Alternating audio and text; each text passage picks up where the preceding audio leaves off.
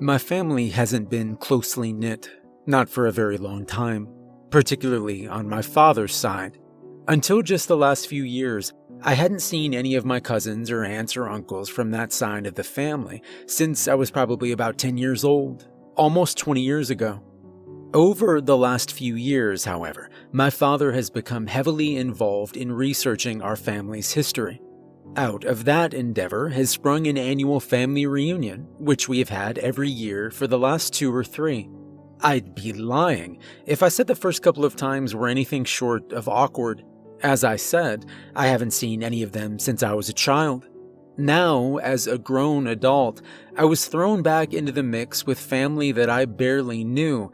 In a few cases, I still can't even get their names straight, had nothing in common with, and nothing with which to talk about. My cousin Davy was probably the single exception to this, but even he was a completely different person from the kid I'd known, as was I to he, no doubt. So for the first 2 years, I mostly stuck with my immediate family, near the alcohol, and sat in uncomfortable silence. A few weeks ago, we had what I think was our 3rd annual reunion. This time, probably in large part thanks to my recent penchant for dragging up long-forgotten memories from what has become a rather fuzzy childhood, and then sharing those recollections with you, dear readers. I made a deliberate effort to establish communication with my cousin Dave. The alcohol may have played a small hand as well, who can say? This conversation turned out to be easy, satisfying, and much more enlightening than I could have hoped.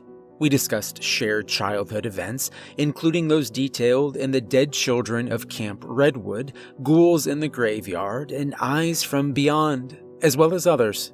Several events came up over the course of this discussion and in the further discussions we've had in our continued communication since that I'd almost completely forgotten about. That is to say, that I had completely forgotten until he brought them up. Then, it all came flooding back. I'd like to share some of those stories with you here. This first story takes place around the time of my Camp Redwood story, in a house within which, as I look back now, I always felt unsafe. I don't know if I blocked out most of my memories from that house or what. What I do know is that I'd not thought of it in a very long time. But over the last few weeks, speaking with my cousin Dave has opened a floodgate of memories, some absolutely horrifying, as well as possibly having opened a floodgate of paranormal activity. The night on which the following events occurred started off as quiet. It was a summer evening in the turbulent era that followed my parents' divorce. My mother had gotten the house, a rather large old house, which sat in a small thicket of woods in a fairly populous suburban area. The area was by no means remote, but by comparison to the others in the neighborhood, my house sort of was.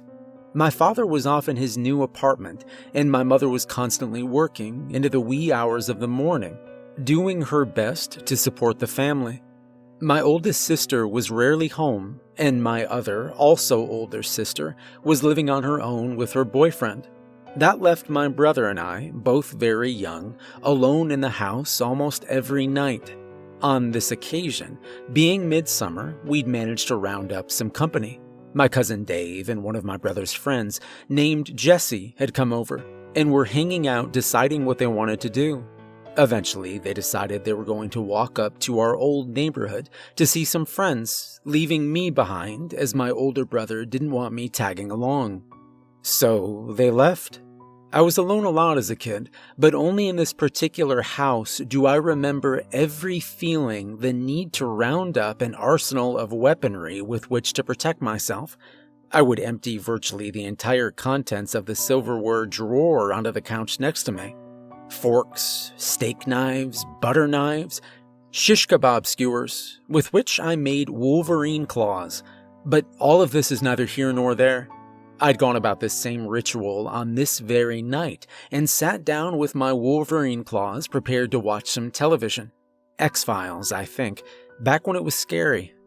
Before long, the peaceful summer night turned into a raging storm. The rain beat on the roof like a stampede of infinite horses as the sound of distant thunder grew louder.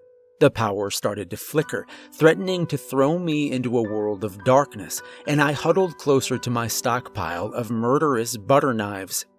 Suddenly, there came a furious pounding on the front door. I was frightened, not knowing who could possibly be at the door, but at the same time, the thought of being alone in the house scared me so much that I didn't care. I ran to the window, creeping up slowly as I neared it, in order not to be seen. I slipped the curtain aside carefully and looked through the window. It was pouring outside, however, and a sheet of rain roared across the glass, collecting here and there in thick rivulets so that I couldn't see anything outside. The darkness of the night and the surrounding trees did their part to impede my vision as well.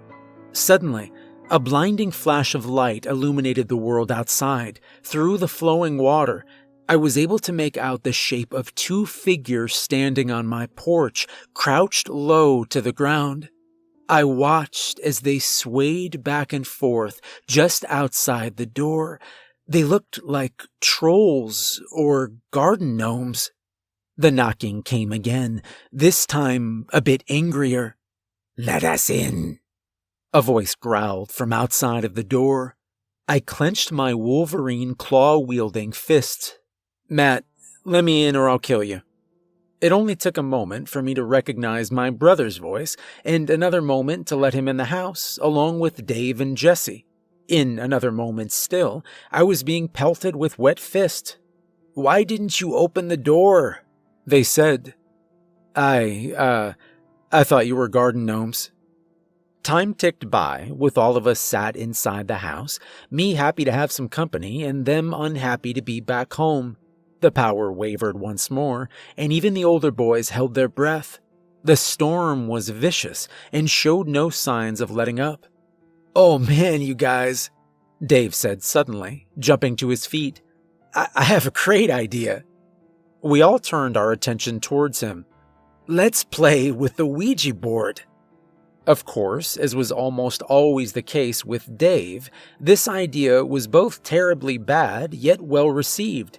We all ran around in excitement, gathering up candles, blankets, pillows, and of course, the Ouija board. Allow me to set the stage a little before we get too far in. We'll be back on track shortly, but to add to the picture, as well as not to slow down the pacing later, I think it's important that we get it out of the way. When you first walked into the front door, there was a wide and open landing area just before the stairs that led up to the second floor. To the left, through a wide archway, was the dining room. Through the dining room, on the right, was the door to the long, narrow kitchen, which had a door on the left leading outside, and on the right a door down into the basement. Back at the main entrance, if you made a right, through another wide archway, you would enter the living room. As you entered, on your right was a large window, the one I'd looked out earlier in the story, in front of which sat the TV I'd been watching. On the left, across from the TV, was a long sofa, one of its 3 cushions supporting a pile of kitchen cutlery and eating utensils. Behind the sofa was a small area of the living room that was sort of sectioned off. It was about 8 feet from the back of the couch to the back wall of the living room, where another large window looked out on the backyard. Also in this section, on the wall to the left, was a closet, which was where the Ouija board had been kept. It was in this little nook behind the couch, in front of the closet and below the backyard window, that we'd set up the board. We laid down a thick, comfy quilt and lined it with some pillows. Then we lit the candles around us in a crude circle before turning off the lights.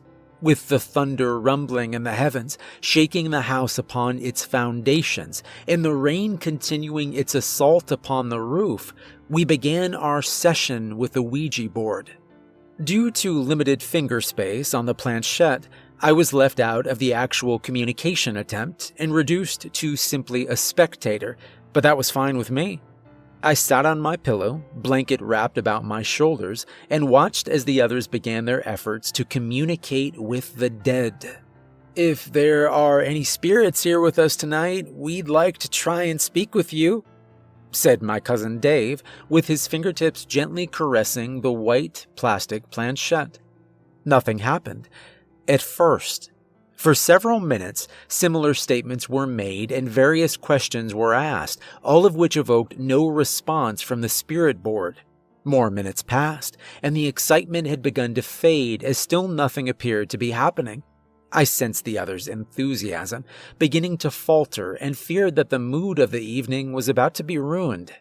Suddenly, my brother's friend Jesse shouted at the top of his voice, "Speak!"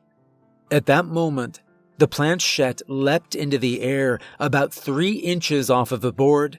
I recall now that I could plainly see the space between the board and the plastic piece. It was clearly airborne. Dave was on my left, and my brother on my right, with both of their fingers completely visible to me. Jesse sat across from me, however, with his back to the closet door.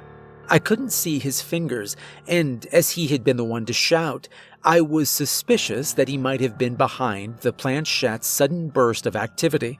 I kept my mouth shut, however, in an effort to sustain the atmosphere. The others had reeled back in fright in response to the sudden movement. Eventually, with an abundance of hesitance, the 3 resumed their prior position. "Is there someone here with us?" Dave asked. The board did not respond. My brother looked towards Jesse.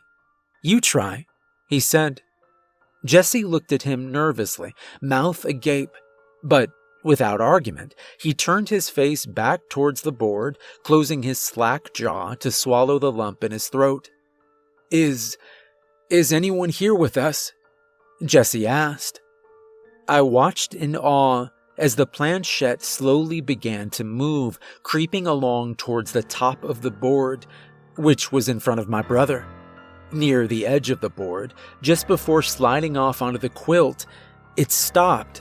Through the circular window embedded into the white plastic, the word "yes" could be read. My brother's head quickly snapped up and looked towards Jesse, with a dubious expression on his face, as if to say, "You'd better not be doing this." In return, Jesse shook his head.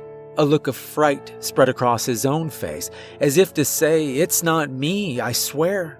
Still, I had my suspicions, though the scared excitement had returned.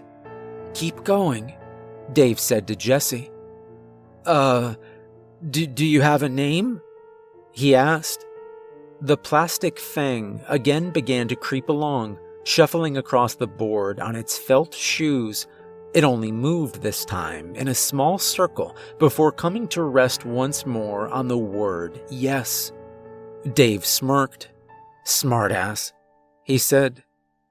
"Well," Jesse began, "what is—" The planchette suddenly lurched across the board, stopping briefly on the letter U, then slid off quickly to the letter N.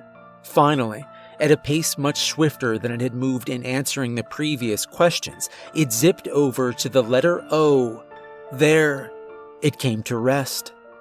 We all cast nervous glances at one another before the inevitable accusations began. "Jesse, come on, man, I know you're doing this," offered my brother. I threw my hat into the ring behind him, as I did agree. Jesse shook his head. "No, man, I swear." "All I know is that it isn't me," said Dave, "so it's definitely one of you two." "How come it's only answering to Jesse?" Brandon, my brother, asked. "Come on, Dave, he's got to be doing it." Dave looked towards Jesse. I swear, it's not me, guys," Jesse said, his voice cracking. He was visibly shaken. I don't know, dude," said Dave. "Look at him. He's terrified." "I am," Jesse admitted. "I am terrified. I think we should stop." "No way," the other 3 of us agreed in unison. So, after a timidly fought uphill battle against my brother and Dave, Jesse resumed communication. "So, your name is Uno?" he asked. The planchette hurtled furiously across the board, again towards my brother, with such speed it caused him to rock backwards a bit. "No," it responded. It then began another circuit of the board, racing hurriedly, angrily, from letter to letter, once more indicating the cryptic letters U-N-O.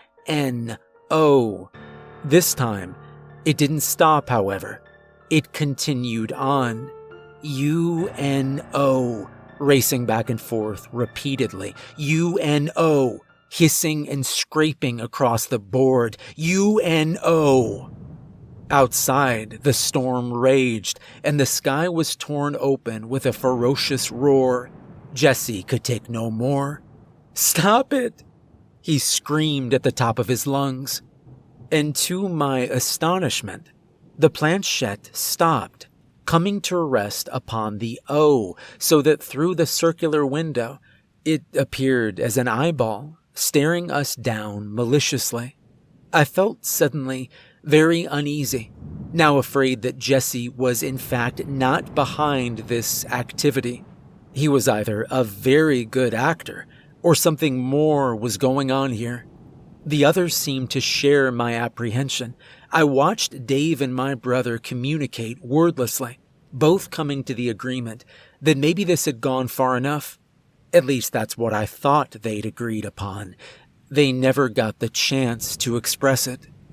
As everyone sat around stunned, the planchette began to move once more at its original achingly slow pace.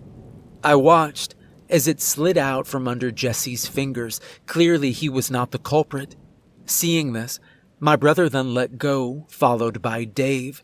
The planchette, however, kept moving. We looked on in disbelief, watching the plastic fang move along of its own accord, aided not by human hands. The eye revealed to us the following letters: D-I-G. Again, it began a circuit of the board. D-I-G, D-I-G, D-I-G. Jesse slammed his hand down upon the plastic plank, halting its movement, then instantly yanked his hand away with a cry of pain. Wincing, and with tears beginning to stream down his face, he drew his hand to his mouth and sucked on the fingers. "My hand!" he shouted. It burned me." On the board, in between the four of us, the planchette began to bounce violently, back and forth from leg to leg at a rapid pace, making a sound like a spinning quarter beginning to falter.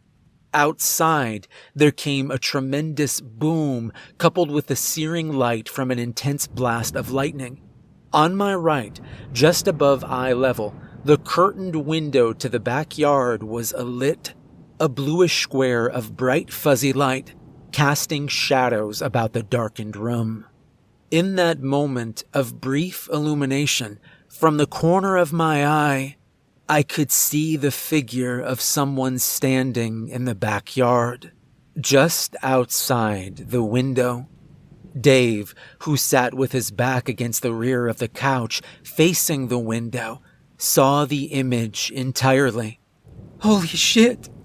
He sprang to his feet and vaulted over the couch behind him, while Jesse, who had also seen the figure, fell backwards into the corner of the couch and closet with a whimper, sucking on his burned fingers. Dave sped towards the lamp just beside the couch and hurriedly clicked it on, only it didn't come on. Now knowing that what I thought I'd seen from the corner of my eye had actually been there, I too jumped to my feet, ran around the couch and into the main area of the living room. "What the heck, guys?" Brandon shouted. He'd been seated with his back to the window and thus didn't see the figure standing outside in the storm, illuminated against the backdrop of night. I myself continued running through the living room, past Dave, still trying to click on the lamp, and into the entry hall. There, I flipped the switch to the light in the entryway and the light in the dining room on my left, neither of which came on.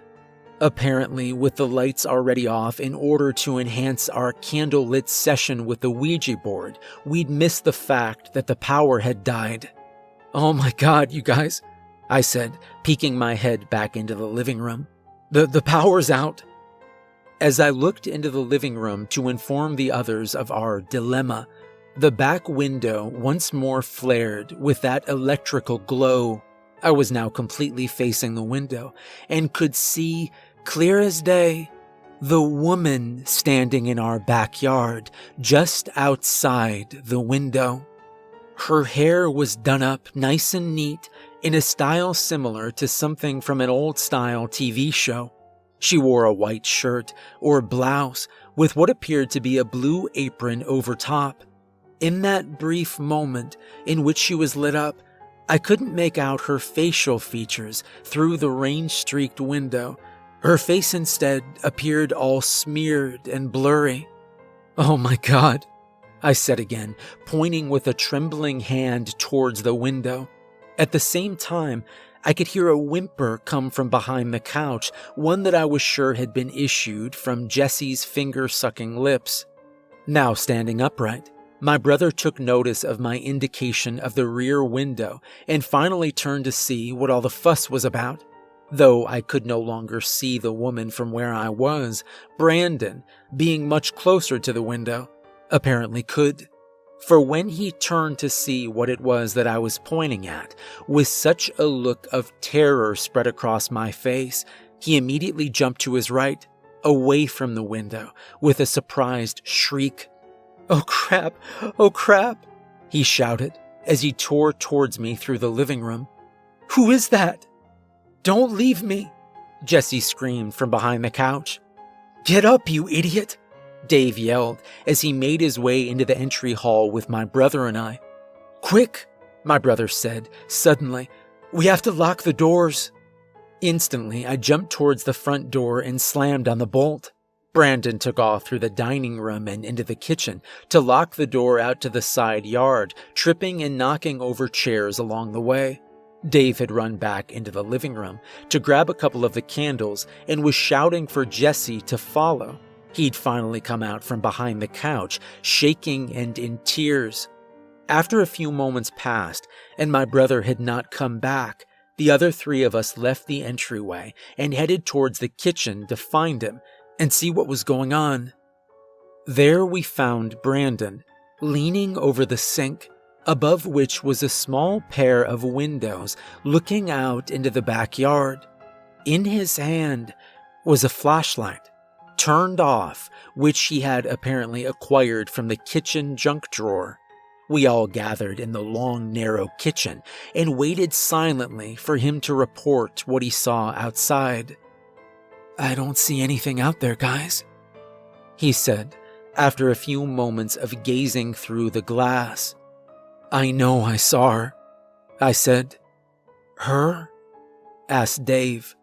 "Yeah, her," replied my brother. "I saw her too." He turned and looked back out the window. "But I don't see her now." We stayed in the kitchen, huddled closely together, shadows shifting with the dancing candlelight, just waiting for something to happen, anything, for the power to come on, for my mother to come home, unlikely, not for a few more hours, or maybe for one of my sisters to pay a visit. None of those things happened. Instead, just barely audible over the rain drumming across the roof and the continuous rumble of thunder, we heard a long, drawn-out, squeaky whine like that of a rusty hinge coming from somewhere outside. It was followed shortly by a loud metallic bang. "What the heck was that?" Dave asked. "I don't know," my brother answered him. "Oh God, you guys," Jesse groaned. This isn't right.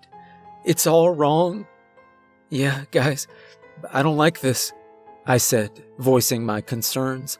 There was a feeling of impending doom that was slowly building, gaining momentum, spreading like a disease through the air, infecting us. We all could feel it, a creeping fear stronger than that by which each and every one of us had already been seized. We weren't in the clear. Something more was about to happen. From below our feet, there arose a clatter, accompanied by another metallic boom.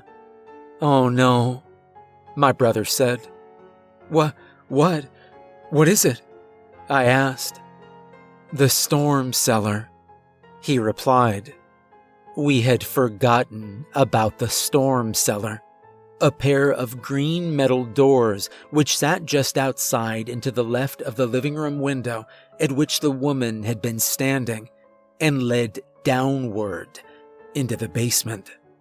On my right, standing narrowly ajar, was the door that led from our kitchen down into the dank, dark cellar. Was it open?" Dave asked nervously. "We have to lock it," he said, without waiting for a reply.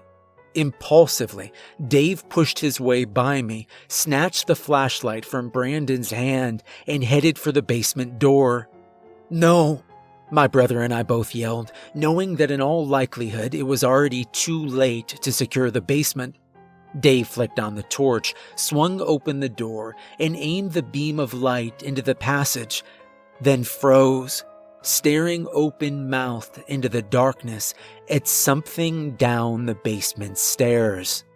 My brother jumped forward, knocking Jesse to the ground, clutched Dave by the shoulders, and yanked him away from the top of the steps. The sudden action caused Dave to drop the flashlight, which came to rest at the top of the stairs. As my brother pulled Dave away, I sprang towards the door to shut it.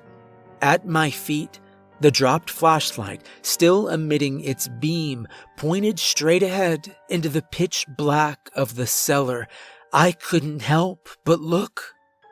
Directly ahead, the light refracted off of the steeply descending ceiling, illuminating faintly the damp wooden stairs below. At the bottom of the basement stairs, in a black puddle of trembling water, stood the woman. Water rolled off of her wet skin and soaked clothes, falling into the black puddle to cause ripples that sped away towards the puddle's edge in circles of reflected light. It was hypnotic. I watched in horror as the woman slowly leaned forward, farther and farther, until her face was little more than a foot away from the stairs.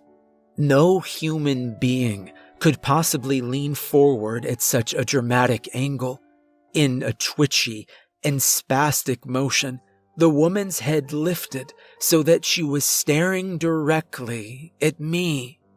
It was now her face that caught my attention, or rather, the lack thereof. It was blank, blurry, and yet shifting as though I were still viewing it through a rainy window. The woman, still leaning forward, hovering parallel to the steps, then began to haltingly float upward towards me.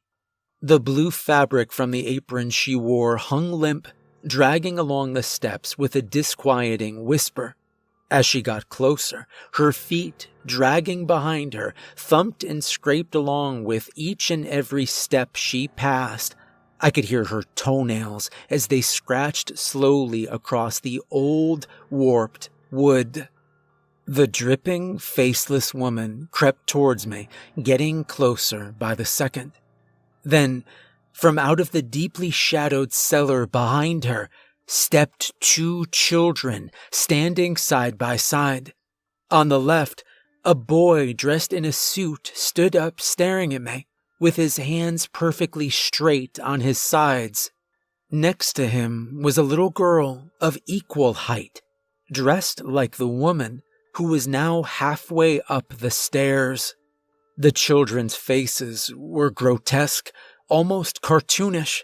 Eyes far too big for their heads bulged from their tiny sockets, while below, their mouths were stretched into impossibly wide, maniacal grins, exposing equally unlikely teeth. Their skin was a pale, frigid tint of blue. The children remained at the bottom, just outside of the shadows, while the mother continued her ascent. As the woman got closer, I vaguely remember thinking, that I could faintly hear her humming a lazy tune. "Matt, what are you doing?" I heard my brother shout out on my right. Then, suddenly, there was a clatter and the flashlight went spinning away, throwing the basement and the beings that occupied it back into unseen darkness. My brother had stepped in front of me, inadvertently kicking the flashlight in the process of taking me by the arm and pulling me away from the doorway. I recall feeling dazed, and now, as I write this, I suppose I must have been in some sort of trance. Throwing me out of the way, my brother spun back towards the door and slammed it shut.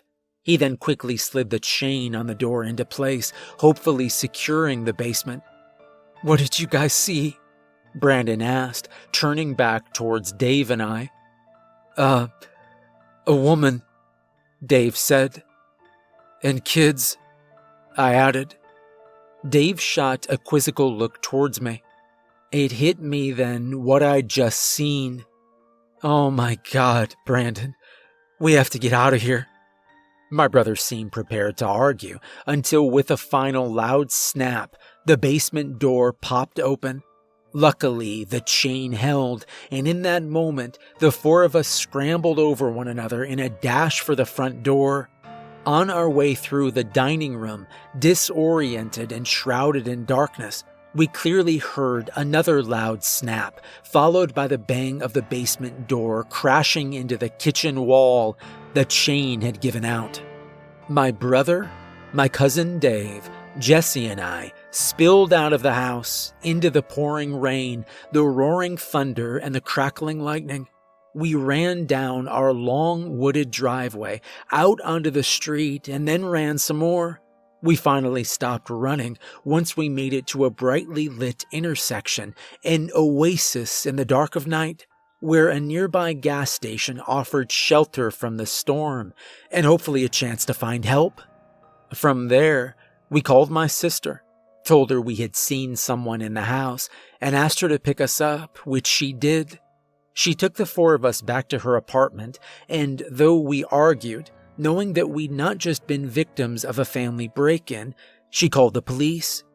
They checked our house out, discovered signs of a possible break-in, but no perps. The only things they found to verify our story at all was water trailing from the storm cellar doors through the basement, up the steps, and to the basement door with the busted chain. However, they also encountered our Ouija board setup, which only helped to cast further doubt upon the reality of our story in the minds of the officers. The rest of that summer ticked by slowly, my brother and I taking it one day at a time, each of us unwilling to be left alone in that house. Eventually, though, once it was apparent that there would be no further activity, we were able to get back into a normal lifestyle. Nothing else of this magnitude ever happened in that house, and for years we had no answers. Was it a ghost we'd summoned through the Ouija board that was now set loose on the world? That was our best guess, but we had no clue. Until a few years later, that is. It turns out that Jesse had known the whole time who these spirits were, where they had come from, and what they wanted. He'd seen them before, you see, many times. His whole life, in fact. Now, we didn't know it at the time, and wouldn't find out until my brother entered middle school, but Jesse and his family were thought of around town as weirdos. They were thought of as outcasts. This was due entirely to Jesse's grandfather, who had once murdered a family in cold blood. A mother and her 2 children, a boy and a girl. The bodies had never been recovered. Jesse's grandfather had been tried and sentenced to death, but apparently his punishment paled in comparison to what his family had gone through for years, constant torment from the unrestful spirits of the family slain by the grandfather's hands. Around town, it was just a story. one that the school kids told to scare each other and whispered about whenever Jesse walked down the hall. A family haunted for eternity by vengeful spirits. But when Dave and my brother first heard it and then related it to me, we knew that it was no story. I never saw Jesse again. He kept his distance from my brother after that, and they rarely spoke again, if ever. According to Dave, Jesse and his family moved away a few years after the incident, no doubt taking the spirits with them. The bodies of the slain family, however, stayed behind, where they were eventually discovered buried on the property of Jesse's old house, a house that once belonged to his grandfather. I don't know for sure, but I hope that maybe two families finally found rest that day.